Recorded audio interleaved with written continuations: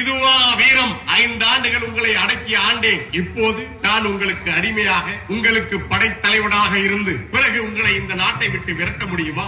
ஒருபோதும் முடியாது. எங்கள் நாட்டின் பகைவர்கள் நீங்கள். உங்கள் காலை தொட்டு கும்பிட்டு எமது வயிறு வளர்க்க நாங்கள் என்ன மானம் கெட்டவர்களா?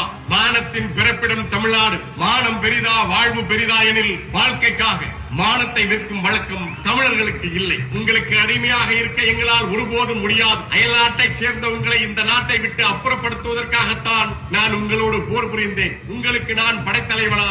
இம்மண்ணுக்கு உரிமை உடைய நாங்கள் பிழைக்க வந்த கூட்டத்துக்கு வரியை கட்டி அடிமையாக வாழ்வதை விட எமக்கு மரணமே மேலானது என்று முழங்கினார் வீர பெரும்பாட்டன் தீரன் சின்னமலை. எந்த சங்ககிரியில் தனது முதல் வேட்டையை தொடங்கினாரோ அதே சங்ககிரியில் உள்ள மலைக்கோட்டையில் நமது வீர பெரும்பாட்டன் தீரன் சின்னமலை கிபி 1805 ஆண்டு ஆடி 18ஆம் நாள் வெள்ளையர்களால் தூக்கில் இடப்பட்டார். அவரோடு தீரன் சின்னமலையின் 2 தம்பிகளும் படைத்தலைவர்கள் கருப்ப சேர்வையும் குணாளன் நாடாரும் தூக்கிலிடப்பட்டார்கள்.